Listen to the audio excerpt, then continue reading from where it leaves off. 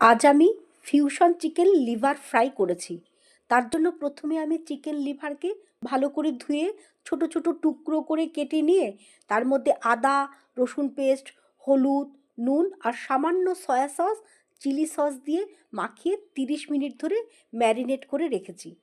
এরপর প্যানে অল্প তেল গরম করে ম্যারিনেট করা লিভারের টুকরোগুলোকে হালকা করে ভেজে তুলে রেখেছি।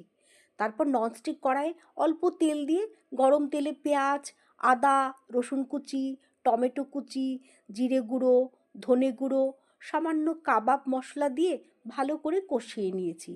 মিশ্রণটা লালচে হয়ে এলে কেটে রাখা মোটা কাঁচা লঙ্কা মিশিয়ে আরও কিছুক্ষণ নাড়াচাড়া করে সবশেষে ভেজে রাখা লিভারের টুকরোগুলো দিয়ে অল্প ফ্রাই করে তৈরি করে ফেলেছি fusion chicken liver fry.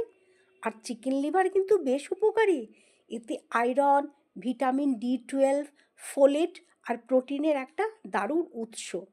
Iron রক্তাল্পতা রোধে সাহায্য করে, ভিটামিন D12 স্নায়ুতন্ত্রকে সুস্থ রাখে, আর প্রোটিন আমাদের মাংসপেশি গঠনে সাহায্য করে।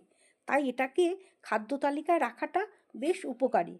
তবে লিভারের নিজস্ব কিছু গুণাগুণ থাকলেও এতে কোলেস্টেরলও থাকে, তাই নিয়মিত বা অতিরিক্ত খাওয়াটা সবার জন্য ভালো নাও হতে পারে।